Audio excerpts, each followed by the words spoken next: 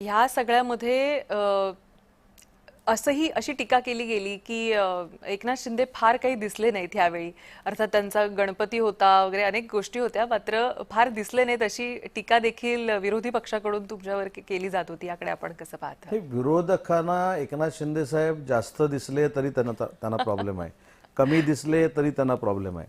परंतु या सगळ्या प्रोसेसमध्ये आपल्याच माध्यमातून आम्ही देखील बघितलंय कोकणामध्ये असताना की 2-2, 3-3 वाजता रात्रीच्या बैठका तिन्ही नेत्यांच्या झाल्या. त्याच्यातनं पुढं कसं जायचं हे ठरवण्यात आलं. त्याच्यामुळे सगळ्या प्रोसेसमध्ये एकनाथ शिंदे साहेब हे देवेंद्रजींसोबत होते, अजितदादांसोबत होते. त्याच्यामुळं हा विरोधकांचा एक कुटील डाव असतो की काय झालं की एकनाथ शिंदे साहेबांना टार्गेट करायचं. आणि हे काय आजच आम्ही बघत नाही, आम्ही 3.5-4 वर्ष एकनाथ शिंदे साहेबांना टार्गेट केलेलं बघितलेलं आहे. आणि त्या व्यक्तीनं कधी मला असं वाटतं की त्याचा प्रतिकार टीका करून केला नाही, त्यांनी कामानं उत्तर दिलं. आणि म्हणूनच काही लोकांचे 100 पैकी 20 निवडून आले आणि आमचे 80 पैकी 60 निवडून आले.